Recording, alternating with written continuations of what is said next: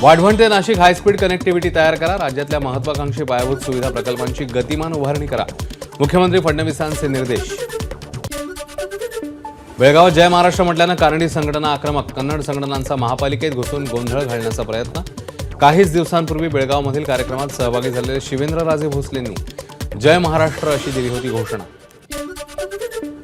माझाच्या बातमीनंतर अमरावती पालिकेला जाग. 4 वर्षापासून साचलेला कचरा बातमी दाखवताच 2 दिवसात साफ. महापालिकेचे महामुद्दे कार्यक्रमात दाखवलेल्या बातमीचा इम्पॅक्ट.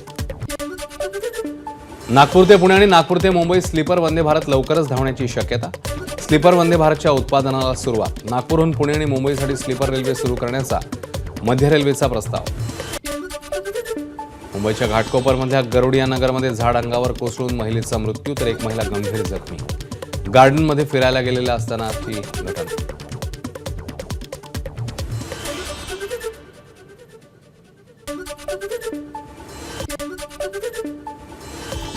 छत्तीसगडच्या मुंगेलीमध्ये मोठी दुर्घटना. एका प्रकल्पाची चिमणी पडल्यानं 9 कामगारांचा मृत्यू. 25 पेक्षा जास्त कामगार जखमी. मृतांचा आकडा वाढण्याची शक्यता. बचाव कार्य सुरू. गुगल मॅपने आरोपीला पकडण्यासाठी आसामला गेलेल्या पोलिसांना नेलं नागालँडला. लोकांनी गुंड समजून रात्रभर ओलीस ठेवलं.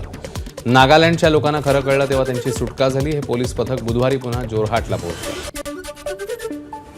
कारगिल श्रीनगर महामार्गावरील जोजिला पास 11 ते 30 जानेवारीपर्यंत बर्फाळ परिस्थिती आणि रस्त्यांच्या देखभालीमुळे बंद. एबीपी माझा, उघडा डोळे बघा नीट.